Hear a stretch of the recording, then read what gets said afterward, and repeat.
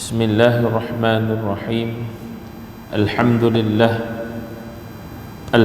لله نحمده ونستعينه ونستهديه ونستغفره ونسترشده ونعوذ بالله من شرور أنفسنا ومن سيئات أعمالنا. من يهده الله فلا مضل له ومن يضلل فلا هادي له. أشهد أن لا إله إلا الله وحده لا شريك له وأشهد أن سيدنا محمدا عبده ورسوله.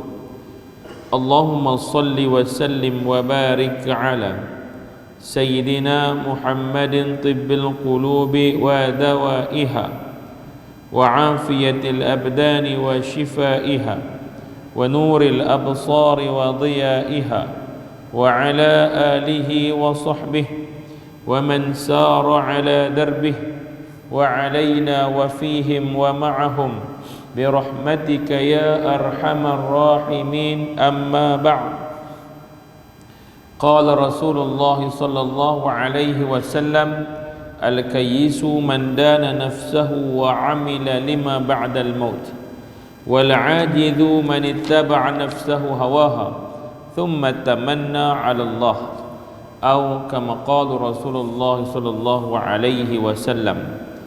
Alhamdulillah thumma alhamdulillah. Bersyukur kita kepada Allah Subhanahu wa taala dengan keizinannya, limpahan rahmatnya, taufiknya serta hidayahnya yang memberikan kepada kita kesempatan, ruang dan peluang yang dibukakan kepada kita setiap waktu, sama ada menjadi orang yang cerdik untuk mengambil kesempatan dalam mencari kebajikan, ataupun kita jadi kelompok yang hanya menjadikan kita sia-sia akan peluang yang terbuka. Sebab itu orang yang cerdik dia bijak mencari peluang. Tuan-tuan tengok, kalau orang itu businessman, dia pi mana pun dia akan nampak peluang. Dia pi ke Indonesia, dia nampak peluang kat Indonesia. Dia pi kat Thailand, dia nampak peluang kat Thailand. Sebab tu dia pun suka pi berjalan. Kita pi berjalan sebab nak makan angin. Kita pi berjalan, kita nak pi tengok tempat orang, kita balik-balik mai seronok tengok tempat orang.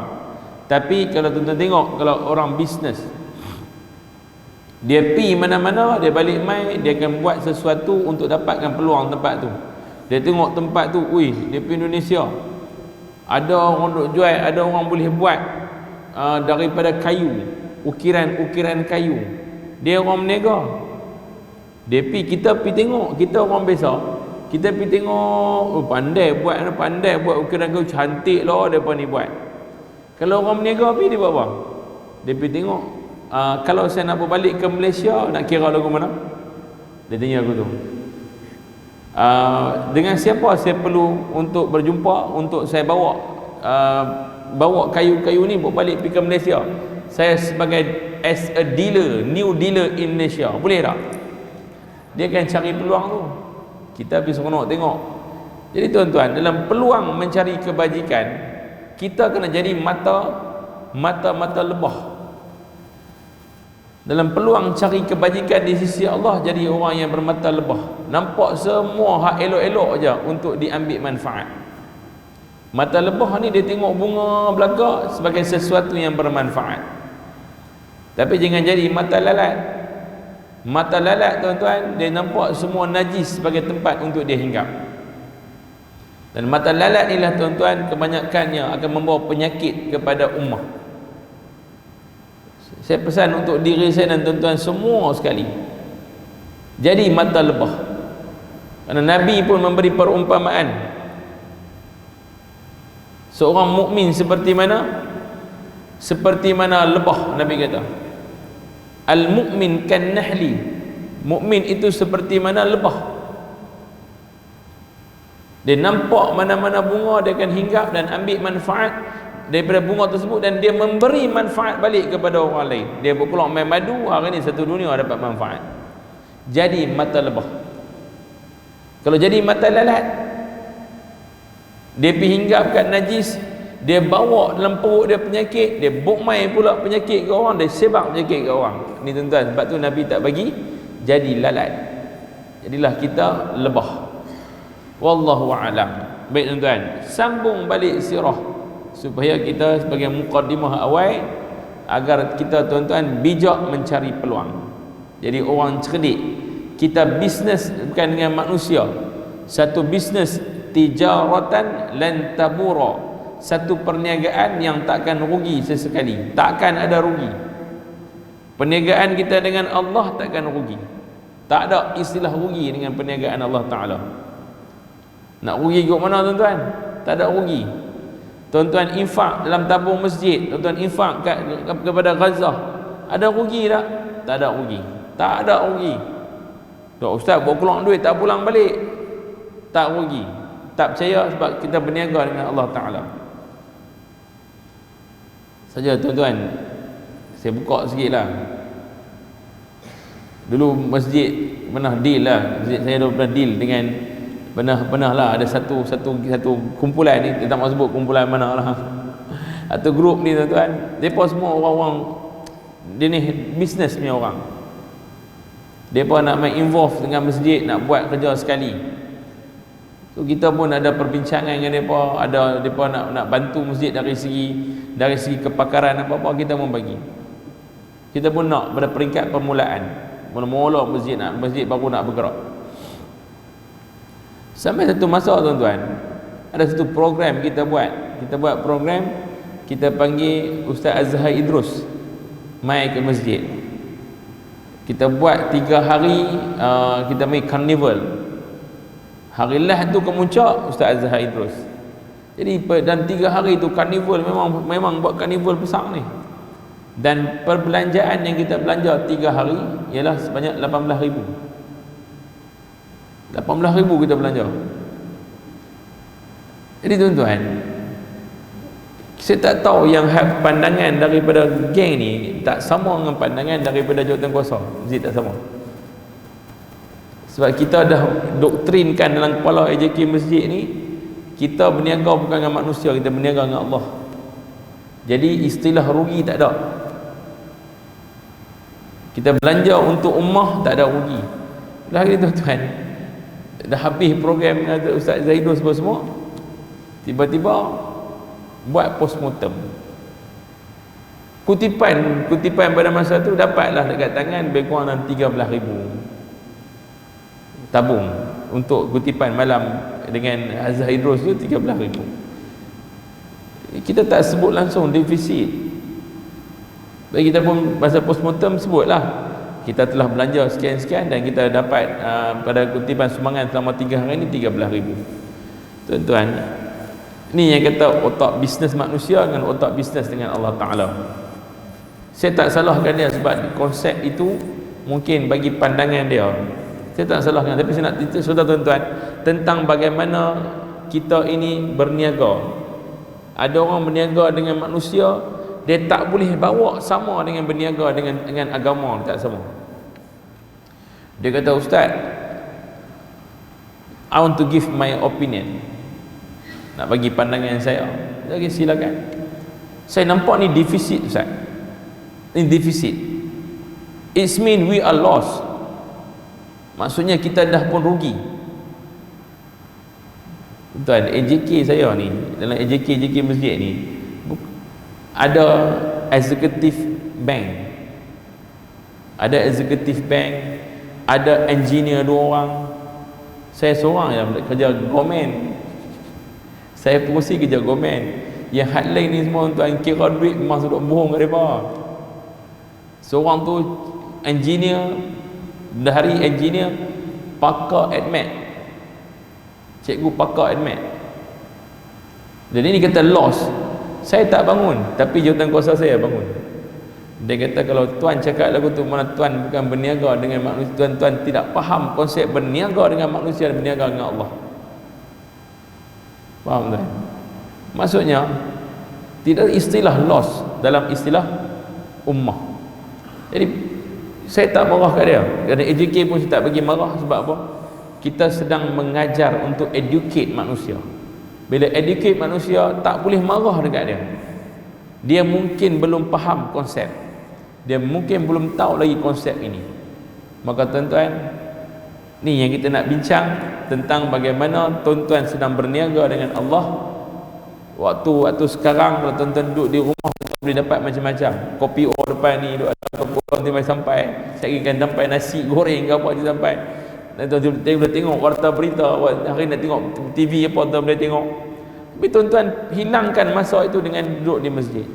Ini perniagaan kita dengan Allah. Don't worry, we are not lost. Jangan bimbang, kita takkan rugi tuan-tuan. Baik, sambung. Tuan-tuan, saja pergi segak mata sikit. Tengok tuan-tuan nampak letih ke apa? Isnin saja. Ha? Ke panas hari ni? Kan panas tak hujan hari ni, letih sikit. Baik tuan, sambung.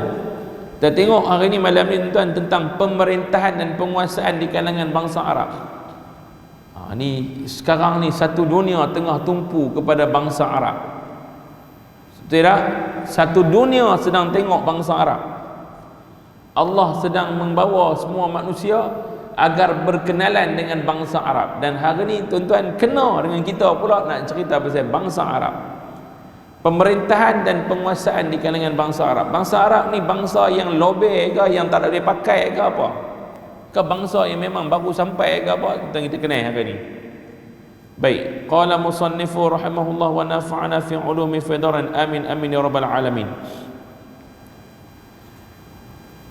Ada dua jenis pemerintah bangsa Arab ketika Islam mula menyinarkan cahaya. Dua pemerintahan bangsa Arab waktu mula-mula Islam mai bawa satu sinar baru kepada bangsa ini.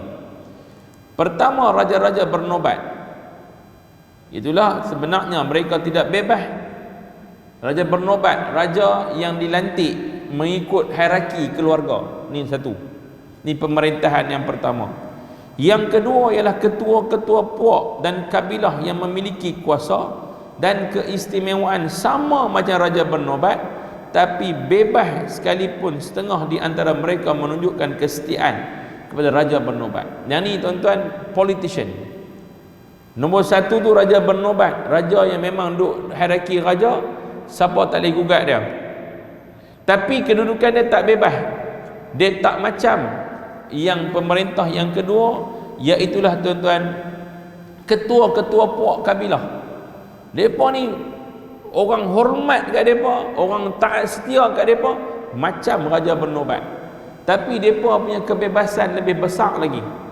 Mereka boleh pergi tikam orang ni, mereka boleh ambil orang ni, politik, percaturan politik mereka tu besar.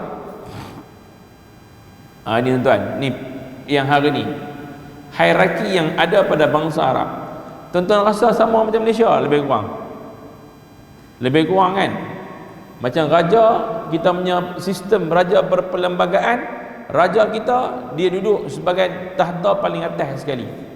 Tapi yang ahli-ahli politik yang berada, yang kena taat setia pada raja, ahli politik dia bebas untuk masuk ke mana-mana fahaman politik. Dia boleh pergi berpolitik sini, sakit tak puas hati kawan ni masuk ke sini pula, agak nampak tak apa nak kena dengan diri dia, dia berlari ke sini pula, dia celah pergi ke sini, rasa boleh pergi, dia talak situ tuan.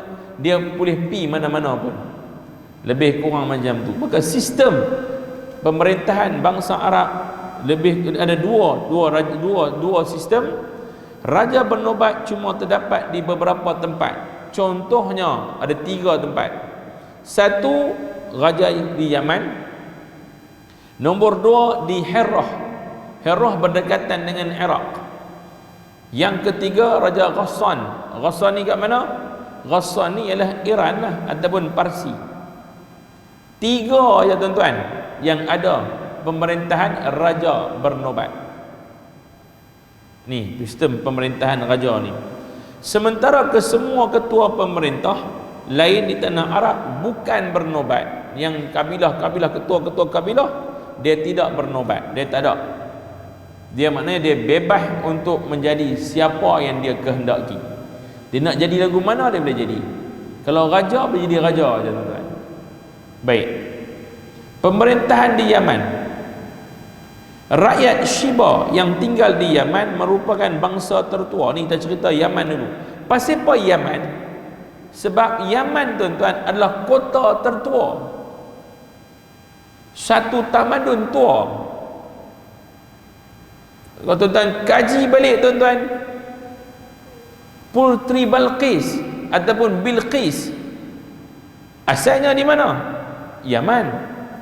Waktu Nabi Sulaiman arahkan, bawa mai haikal, bawa mai istana Balqis, bawa mai ke istana aku di mana? Di Baitul Maqdis, yang hari ni tuan-tuan yang diklaim di bawah Masjidil Aqsa itu haikal Sulaiman, yang dikatakan istana Nabi Sulaiman. Dia klaim kata begitu. Sebenarnya tidak, dia nak meruntuhkan Masjidil Aqsa. Dia akan membina haikal Sulaiman sebagai tempat untuk bertahtanya Dajjal. Itu tujuan dia. Hari ini tuan, lebih dari 100 kali bom di bumi Gaza. Lepas tu dia buat pula salah seorang daripada dia punya ahli parlimen dia kata apa? Cadangan kita ialah untuk melepaskan bom nuklear bagi hancur terus Palestin. Balas balik satu orang tua tuan-tuan, dia duduk tepi bangunan rumah dia yang runtuh, dia balas balik, dia kata apa? Tak payah bom nuklear. Sebab apa? Habis dah satu Palestin, apa ada bom, tak payah ada bom apa dah, memang dah hancur dah. Tak payah bom nuklear apa, tak payah, memang dah hancur habis dah. Tuan-tuan, ini yang berlaku. Baik, Yaman, kota yang hari ni jadi kota yang tertua, tamadun tua. Rakyat Shiba yang tinggal di Yaman merupakan bangsa tertua. Bangsa Shiba, bangsa tertua. Dari keturunan ada berapa jenis Arab? Menerah balik. Habis, lost. Ini baru lost tu. Tak ingat dah. Allah, saya ulang balik. Dan berapa? 3 bangsa Arab. 1 Arab asli, 2 Arab apa? Arab Badui. 1 Arab kuno, 2 Arab asli, 3 Arab kacukan. Nabi yang Arab apa? Nabi kita Arab apa?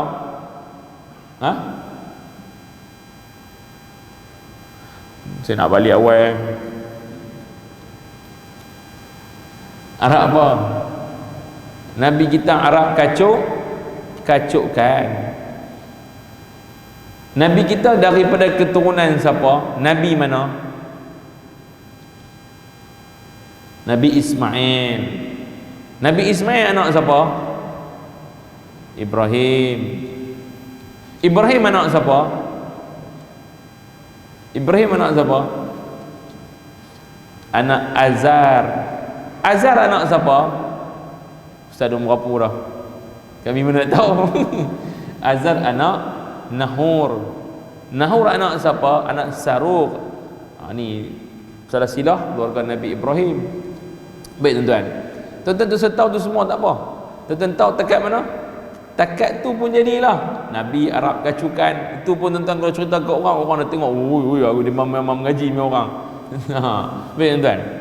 Pemerintahan Shiba dan keturunan Arab Shiba, Arab asli. Cari gali arkeologi di Ur menunjukkan kewujudannya semenjak 25 abad sebelum Masihi. Tamadun mereka berkembang dan pengaruhnya tersebar selama 11 abad. 11 abad lama. Adalah mudah untuk membahagikan zaman mereka mengikut anggaran berikut. Abad-abad sebelum 650 sebelum Masihi. Ketika itu raja dikenali sebagai Ma'rib Shiba. Ma'rib Shiba dan ibu kota mereka ialah Sarwah dan juga dikenali sebagai Ma'rib. Ma'rib ni mana? Ma'rib di Yaman. Pernah dengar tak cerita empangan Ma'rib? Pernah dengar tak? Empangan Ma'rib, empangan Teluk Bahang, pernah dengar? Teluk Bahang tahu kan? Kalau tak tahu juga tuan-tuan, saya nak balik tu. Saya tutup kitab balik. Empangan Teluk Bahang tahu kan? Empangan apa, ayat hitam tahu. tuan-tuan, ni empangan Ma'arib. Empangan Ma'arib, tuan-tuan, adalah empangan yang kedudukan di Yaman. Empangan yang menjadi kemegahan bagi rakyat Shiba ni. Oh, dia punya rakyat Shiba ni, tuan-tuan, dia megah dengan empangan dia. Sebab apa, tuan-tuan? Bila ada empangan, negara Ma'arib ni, kerajaan Ma'arib ni, tuan-tuan, kerajaan ini kerajaan yang terkaya dan syurga dunia. Sampaikan, tuan-tuan, dikatakan bila mana masuk dia panggil syurga dunia. Sebab apa? Semua jenis buah-buahan, tanaman apa ditanam, dia jadi sungguh-sungguh. Carilah buah apa-apa yang satu dunia akan ada kat situ. Sampaikan, tuan-tuan, kita tak terbayang kepala kita duk bayang kok pergi masuk dusun durian apa, tidak. Ni, tuan-tuan, sampai gambaran yang diberikan oleh para ulama berkaitan dengan empangan Ma'arib. Dan kerajaan Ma'arib ni kerajaan Sabak. Dia panggil kerajaan Sabak. Surah Sabak kan dalam Quran, surah Sabak cerita khusus pasal empangan Ma'arib. Saya nak rangkumkan sikit sebab kita dah masuk bab ni. Baru tuan-tuan tahu bahawa kemegahan bangsa Arab ini bukan sehari, bukan 2 hari. Allah dah angkat darjat mereka lama dah. Kerajaan Sabak, tuan-tuan, kerajaan yang paling gah sekali sehingga dipanggil syurga. Sebab apa? Ulama tafsir menafsirkan surah Sabak ni. Dia kata apa? Ketika mana masuknya seseorang ke taman-taman dalam kerajaan Sabak, masuk bawa bakui tak pegang, tak petik, letak bakui atas kepala, kemudian masuk ke dalam taman-taman dan kebun-kebun dalam kerajaan Sabak, kamu akan dapati keluar mai buah tu akan penuh di atas dalam raga atas kepala kamu. Nak menunjukkan apa? Buah, tuan-tuan, akan turun sendiri masuk dalam kita punya bakui ni. Sebab apa? Terlalu banyak dan masaknya segera, dan buah tu pula sedap, yang paling sedap dalam dunia. Sampaikan, tuan-tuan, tengok tafsir cerita Sabak ni. Kira orang pi ni, kalau kita zaman kita ni, orang pi ambil selfie lah. Kalau orang menikah ni pi ambil, nak ambil gambar, tak mana kita ambil kat kerajaan Sabak lah. Sebab lawa, tuan-tuan, lawa sungguh. Tapi, tuan-tuan, penduduk dia, orang dia tak mau beriman kepada Allah. Megah takabur. Kata, kami lah orang paling bijak sebab kami buat empangan ni menyebabkan pengairan berlaku dengan baik sekali. Kami lah paling hebat, kami ada tanaman yang dibajakan dengan baja yang baik. Kami semua, kami. Allah buat apa? Allah menghantar kepada, tuan-tuan, Mickey Mouse. Tahu Mickey Mouse? Allah tak hantar lain, tuan, bukan kata tentera main serang pada. Allah hantar Mickey Mouse. Itu tuan ingat betul tak? Mickey Mouse yang tak main tikui. Tikui buat apa? Bukan pergi gigit orang apa tak. Tikui ni pergi buat lubang. Dekat mana? Dekat empangan ni. Krek. Makan gerik masuk sikit, sari. Tuan-tuan, empangan besar, tekanan air tinggi, lubang besar ni, besar jarum pun cukup lah. Meletup, tuan-tuan, empangan, tuan-tuan. Mickey Mouse ni buat kerja, dia bagi 3-4 hari, tuan-tuan, lubang masuk sampai tengah, pum, air meletup, tuan-tuan, pecah empangan. Sabak banjir. Ini antara banjir selepas banjir Nabi Allah Nuh alaihi salam, kedua banjir terbesar adalah kerajaan Sabak. Banjir yang menyebabkan hampir kawasan keseluruhan dan kawasan-kawasan kejiranan habis dengan air banjir yang besar. Bila surut air, tuan-tuan, biasanya kalau banjir ini lepas surut air mesti lagilah subur. Allah kalih, tuan-tuan, memang subur, tapi buah yang ditanam semuanya masam, semuanya buruk, semuanya tak sedap. Itu ditukarkan pula daripada asalnya syurga dunia menjadi tempat yang tidak lagi laku untuk orang pergi. Sebab apa? Takabur, riya, ujub, semua saya, kami dapat buah. Ini kerajaan Shiba, kerajaan Ma'arib. Bangsa itu nama Shiba, kerajaan nama Sabak, tempat itu nama Ma'arib. Boleh no? Bulan depan tanya balik, kena balik. Tuan, tak apa. Janji tuan-tuan mai.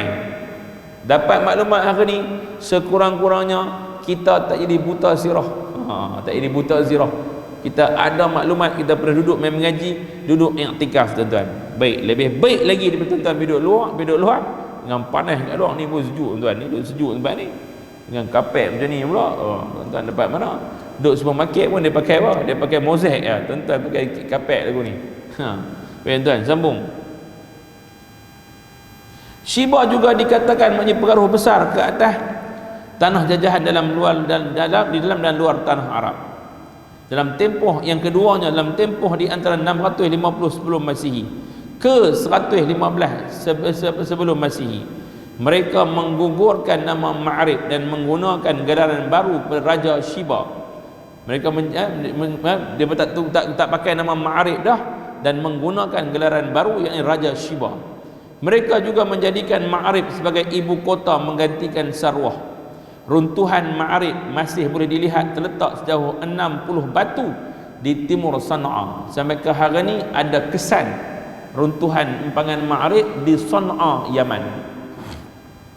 Sana'a ni, kalau tuan-tuan tengok Yaman, ibu negara dia apa? Jangan habang saya Hadramaut pula. Hadramaut bukan dia. Hadramaut ada dua di Malaysia, banyak Hadramaut. Di Malaysia banyak Hadramaut, kedai Arab ada buat nasi tu. Nasi Hadramaut, semua Hadramaut. Kena maut tu kita banyak tuan-tuan makanan-makanan dari luar negara masuk ke negara kita. Tapi kita tidak memperkenalkan makanan kita kepada orang. Sayang, mau matang dan maluk ni bagus. Orang main tempat tuan-tuan nak cari makanan asli, orang Pulau Pinang dapatlah main duduk di Pilot makan kari sembilang, makan gulai sembilang. Ada lah juga kan. Ni pi celah ni dia buat kondok, makanan apa pun tak tahu. Pi tepi ni apa ni, burger smash cheese ke apa. Itu makanan tradisi orang Malaysia kan. Lagi pi celah ni pula ramen, Maggi hak pedas gila, itu Korea punya. Ni pula musim orang duk buat apa tuan-tuan? Tahu musim apa? Musim orang duk buat apa tu? Yang makanan Korea yang sayur masam. Nazih apa Nazih? Apa dia panggil? Kimchi. Buat kimchi. Nah, Pak Haji pun kod dia kimchi tu mendatang apa? Dia pun tak tahu kimchi tu apa. Kimchi tu makanan Korea. Dia buat, dan ni jadi trend pula orang Malaysia buat makanan Korea pula dah. Tuan-tuan, tak apalah, buatlah lagi boleh.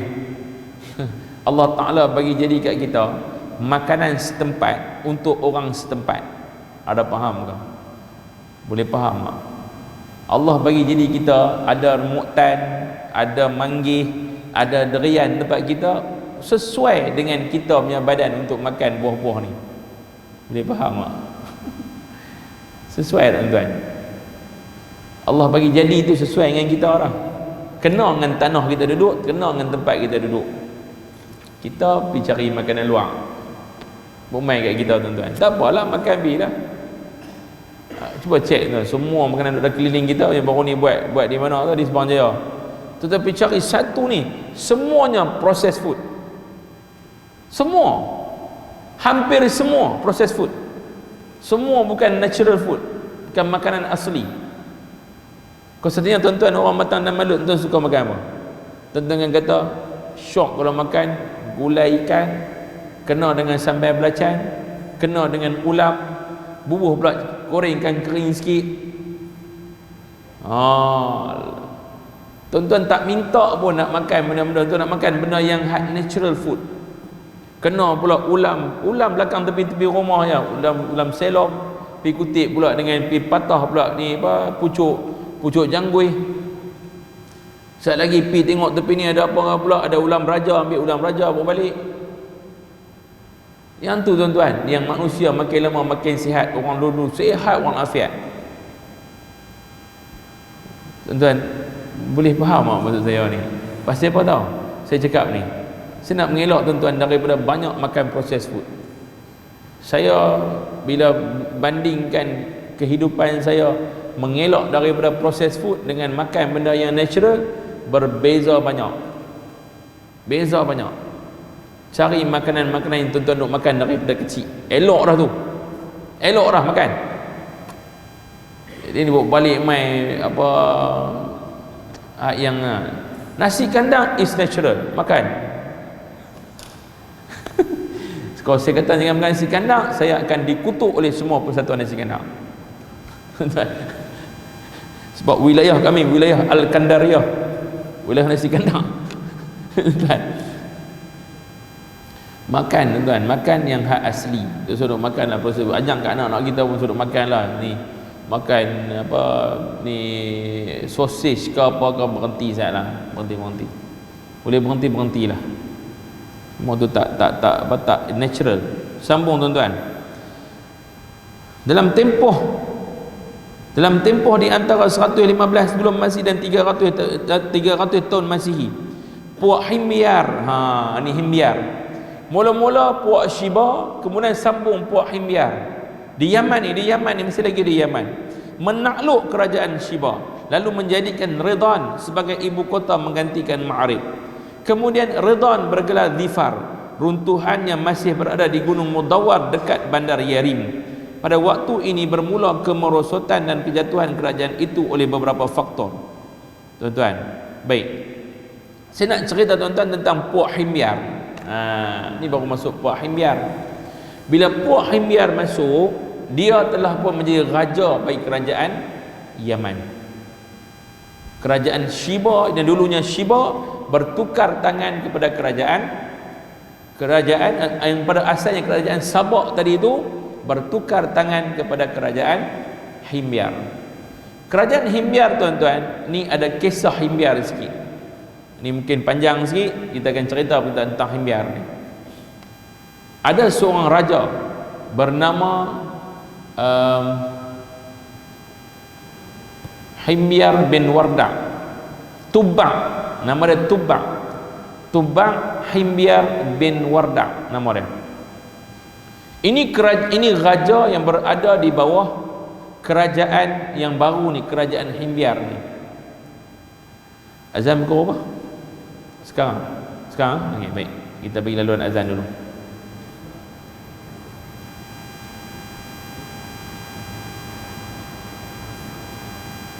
Sekali kita sambung pasal Tubba' Himyar bin Warda'. Hari ni rasa tutup dekat Himyar kot, bin Warda' ni, sebab cerita dia panjang. Jadi saya tahu kan.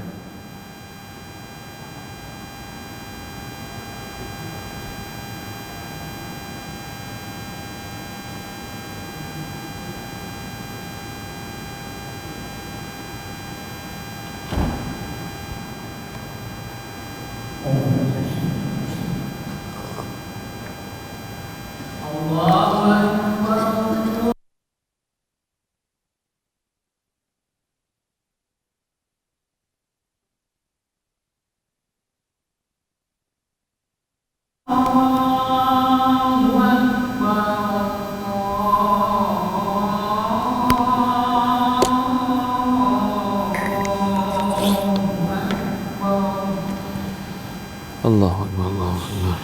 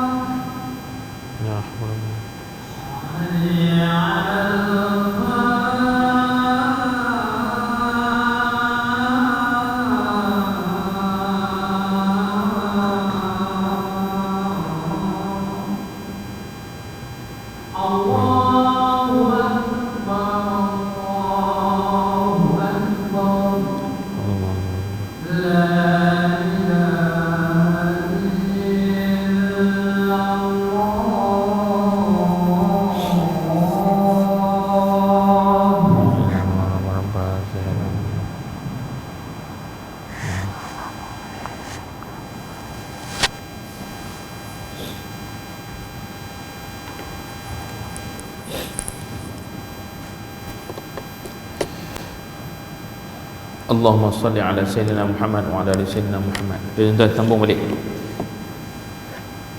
Bila kita sebut tentang kerajaan yang kedua ni, tentang Himyar, ada seorang raja bernama Tubak Himyar bin Wardah. Saya tak tahu tuan-tuan mungkin pernah dengar dan mungkin tuan-tuan tak pernah dengar. Saya pernah cerita kat sini, tak ingat dah. Pernah dengar nama dia? Tentang Raja Tubak Himyar bin Wardah. Dia ni tuan-tuan adalah seorang raja yang dia raja daripada Yaman. Dia ni beriman dengan agama Nasrani. Dia beriman dengan agama Nasrani. Kemudian tuan-tuan, Tubak Himyar bin Wardah ni tuan-tuan, dia adalah seorang raja yang dia suka pi bawa dia punya rombongan raja ni, rombongan dia ni dari Yaman. Dia akan pi ke setiap tempat, setiap negeri-negeri lagi ni. Dan setiap tempat yang dia pi, dia akan dilayan sebagai seorang raja yang disanjung. Orang akan layan dia sebab dia main dengan kenderaan diraja.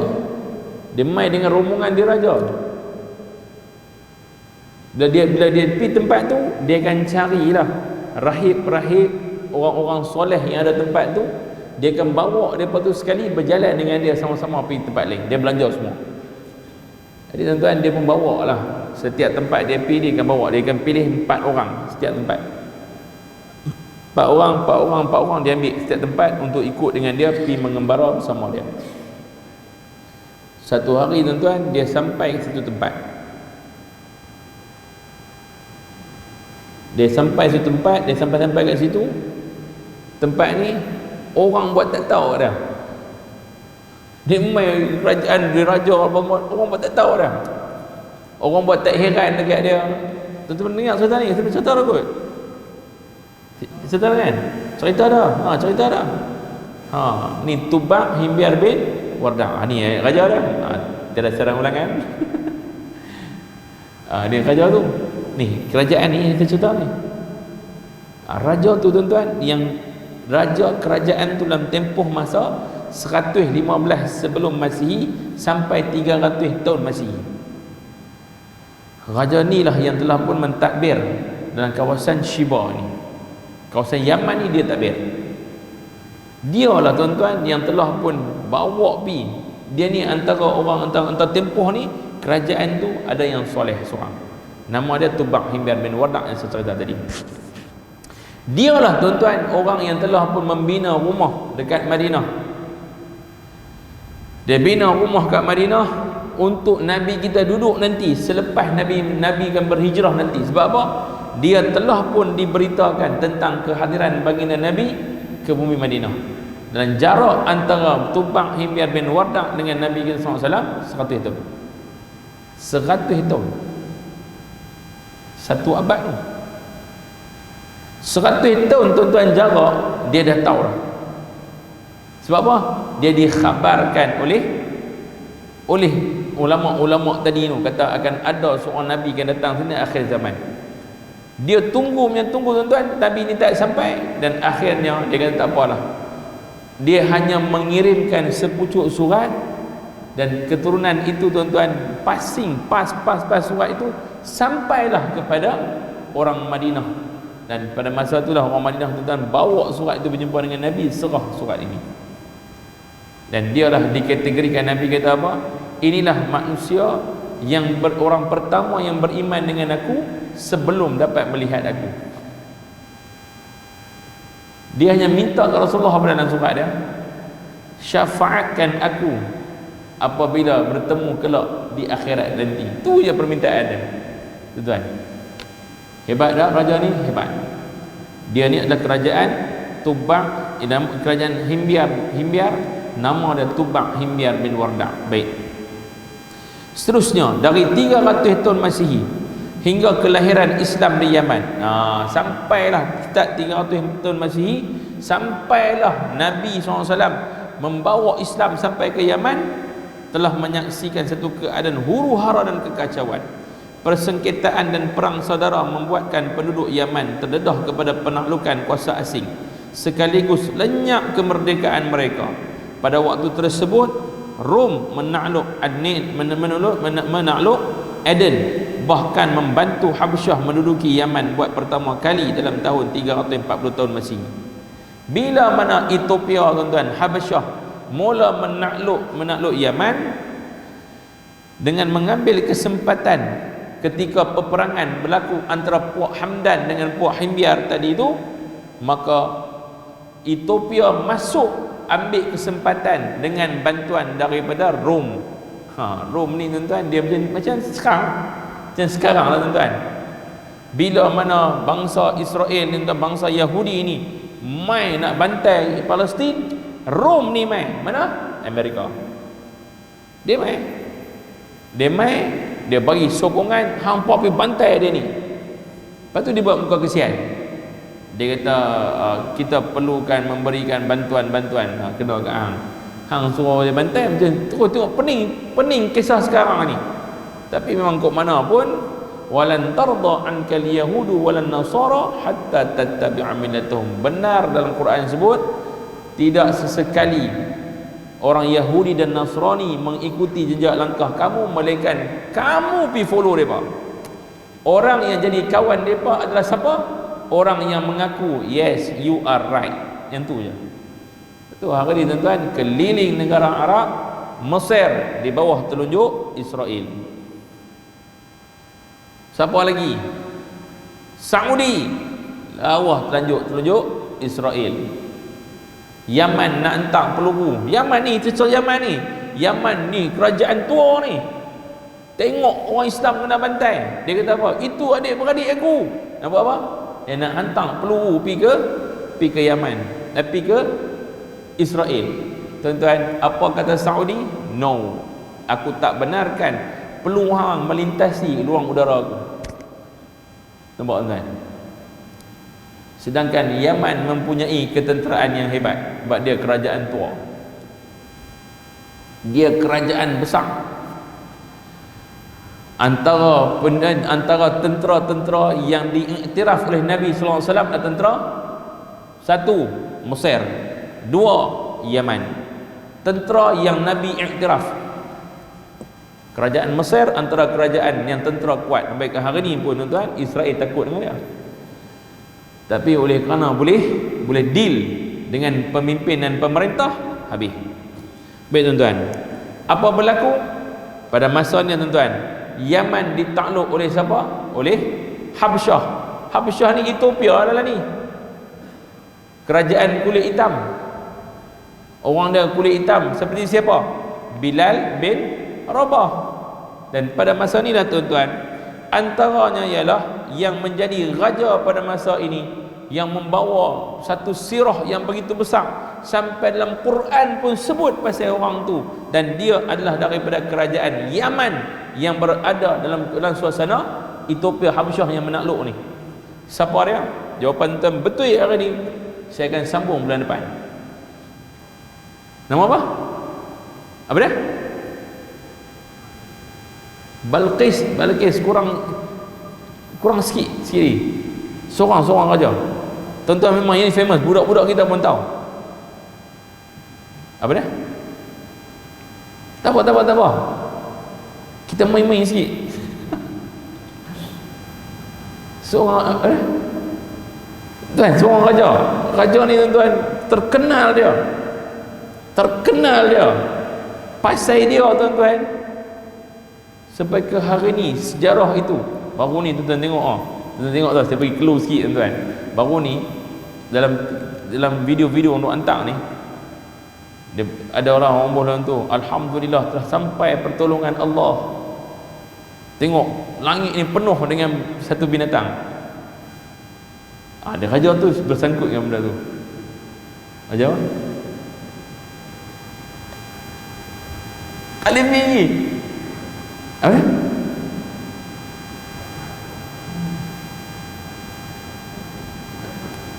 Raja Sulaiman. Kurang tepat. Kurang sikit-sikit ni. Dia raja tuan-tuan. Pasal dia tuan-tuan turun ayat Quran, Allah cerita pasal benda tu. Alam tara kaifa fa'ala rabbuka bi ashabil fil alam yaj'al kaidahum fi tadlil wa arsala alaihim tayran ababil. Apa dia? Aja Abraha. Raja itulah yang duduk dalam kerajaan ni. Tempoh dia berapa lama? 300 tahun Masihi. Start daripada itu tuan-tuan, dia duduk kat situ sampailah kepada 459 Masihi, sampai 451 Masihi, dua dah lagi. Ni kerajaan Abraha. Inilah raja-raja yang duduk dalam ni, yang Alhamdulillah Hamdan dengan Himyar bergaduh, masuk tengah-tengah Rom, masuk mai Ethiopia, mai Habsyah, mai sini. Raja hang mai bantai depa sebab depa tengah duk bergaduh. Bantai dua orang, runtuh kerajaan Himyar, runtuh kesatuan Hamdan, habis.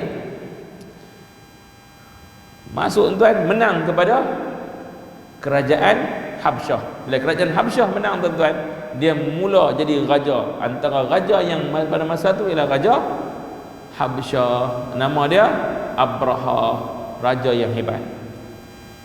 Sambung kerajaan itu selepas itu. Lepas tu jatuh dia bawa dekat Yaman. Bila Islam main tuan-tuan, Islam membawa menakluk balik Yaman, mai seorang lagi raja. Sebelum Islam menakluk lagi, seorang lagi raja di Habsyah. Nama apa? Raja ni pernah tolong orang Islam, dan dia telah menjadikan Nabi kata, Nabi habang kat dia, Nabi habang kat orang Islam pada masa tu di Mekah. Nabi habang, hampa semua duk kena teruk ni, duk kena seksa dengan orang kafir Quraisy ni, teruk ni, musyrikin banyak-banyak duk kena orang Islam ni. Di awal-awal Islam, Nabi kata, berhijrahlah hampa. Hijrah pertama orang Islam di mana?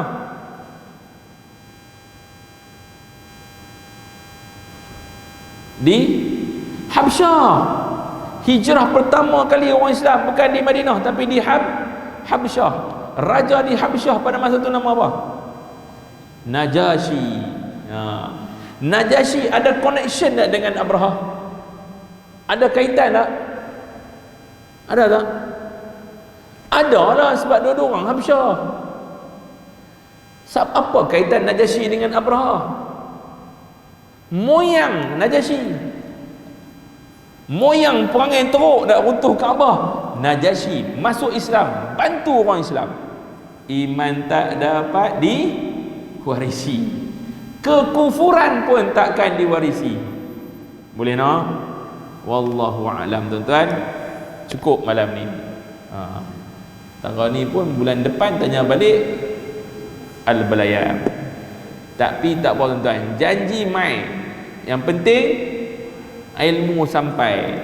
Tak dapat banyak, dapat sikit. At least balik-balik orang tanya kat kita, hari ni belajar apa, mengaji apa? Ada jawapan. Jawapan dia apa? Kami mengaji. Biasa dengar ke ujung lah. Hak awal tu mesti lupa. Dengar ke ujung. Kami ingat pasal Abraha. Abraha dia ni orang Habsyah. Habis. Yang tu tahu pun saya kata alhamdulillah. Wallahu a'lam tuan-tuan. Moga-moga pertemuan kita ada barakah, pertemuan kita ada manfaat, yang baik daripada Allah, yang buruk daripada kefakiran dan keburukan yang ada pada saya tuan-tuan. Saya minta maaf banyak-banyak tuan-tuan. Tuan-tuan okey ke saya duk mengajak macam sekolah pula tuan-tuan? Okey tuan-tuan kata kat saya, dia ni mengajak macam budak-budak pula. Tak, saya mengajak macam tu tuan-tuan, biar kita santai lah, santai-santai. Sekali saya duk baca teks tuan-tuan, ingat khutbah Jumaat pula kan. Baik-baik kita santai-santai lagu ni. Wallahu a'lam tuan-tuan. Dan jumpa lagi. Terima kasih banyak-banyak. Malam-malam Masjid Al-Qahar ni tuan-tuan memang A+. Tuan-tuan tak pernah mengecewakan saya dengan kehadiran tuan-tuan. Betul? Tuan-tuan, ni ikhlas saya daripada hati saya lah. Saya duk main-main duk tengok tuan-tuan ni, tak pernah lah mengecewakan kita tuan-tuan. Waktu kan maksudnya kalau kata duk seorang saya kecewa, tak. Maksudnya kehadiran tuan-tuan jemaah ni, tuan-tuan ada jemaah yang baik-baik, jemaah yang boleh diharap. Tuan-tuan memang orang yang nak pada agama. Dan nak pada agama, saya boleh cerita kalau nak pada agama macam mana kita nak kena buat. Seronok tuan-tuan insya-Allah. Wallahu a'lam. Jumpa lagi. Terima kasih banyak-banyak. Wa qulu qawli hadza wa astaghfirullahal azim li wa lakum. Wassalamualaikum warahmatullahi wabarakatuh. Bismillahirrahmanirrahim. Alhamdulillahirabbil alamin.